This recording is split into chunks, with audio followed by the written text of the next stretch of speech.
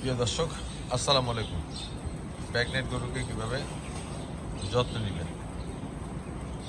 আপনার গরু যদি প্রেগনেন্ট থাকে তাহলে একটু বাড়তি যত্ন নেবেন। যখন আপনার গরুটা বীজ দেওয়ার পরে আপনি 3 মাসে চেক দিবেন, যখন যে আপনার বাচ্চা, তখন থেকে আপনি কাঁচা ঘাসটা বাড়িয়ে দিবেন এবং গরুর দিকে খেয়াল রাখবেন সবসময়।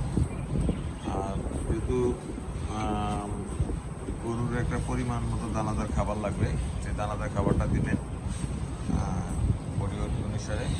আর যেগুলা দেখবেন কম কাপ, এগুলোর হয়তো আস্তে আস্তে এখন, আর যেগুলো ভারী কাপ আসবে তখন আস্তে আস্তে আপনি দানাদার খাবার বাড়িয়ে দিবেন। যখন আপনার বাচ্চা দেওয়ার 15-20 দিন আগে আপনি দানাদার খাবারও কমিয়ে দেবেন, গাছ দিবেন, কিন্তু খড় দিবেন তার সাথে। তাহলে আপনার দেখা গেছে গরু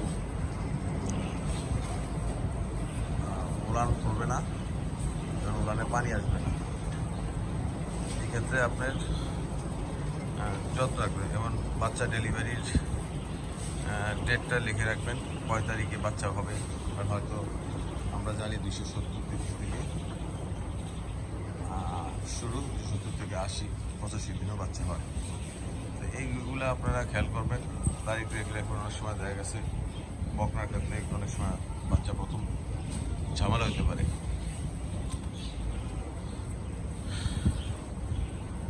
আর প্রেগনেন্ট গরু যেহেতু একটা খামারের 60 দিনের মাথায় আপনার বাচ্চার ডেলিভারি হওয়ার পর আবারও 60 দিনের মাথায় চেষ্টা করবেন গরুকে যেভাবে গাপ করার জন্য দেখবেন। আর গরুকে পর্যাপ্ত পরিমাণ কাঁচা ঘাস দিতে হবে। প্রিয় দর্শক, আবারও বলতেছি, আপনার দানাদার খাবার খাওয়ায় হয়তো আপনার গরু স্বাস্থ্য বানাইলেন, কিন্তু পরবর্তীতে এগুলোতে চর্বি জমে, বাচ্চা কনসেপ্ট করাইতে খুবই কষ্ট হবে আপনাদের। এগুলো আমাদের সবই প্রেগনেন্ট গাভী।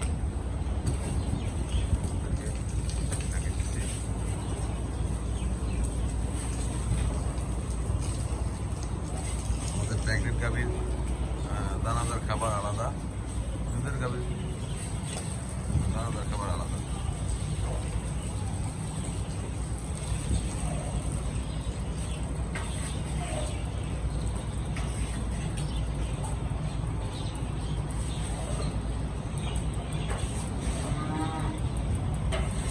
এই সাইলিশগুলো, এই বসা সাইলিশগুলো রাখছিস কি আগে?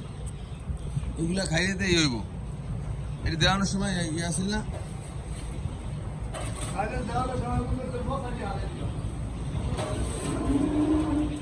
সবই আমাদের প্রেগনেন্ট গাভী। আপনারা রিসেন্টলি বাচ্চা দিলে। ওই পাশে আমাদের, এই পাশেও আমাদের প্রেগনেন্ট আছে, সেগুলো 3 মাসের। ওগুলো আমি এখনো এই পাশে আনিনি, আর তো বাড়ি গাড়ি আমরা এখানে নিয়ে আসবে।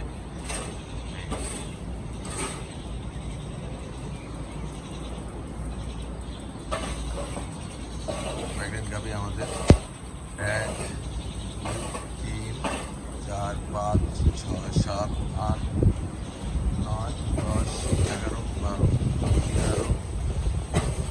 13, 14,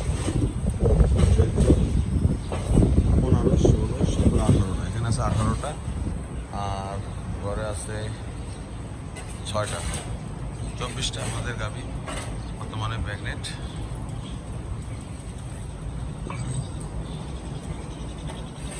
দর্শক, সবাই ভালো থাকবেন, সুস্থ থাকবেন, এই কামনা করে আজকের মতো বিদায় নিচ্ছি। আসসালামু আলাইকুম।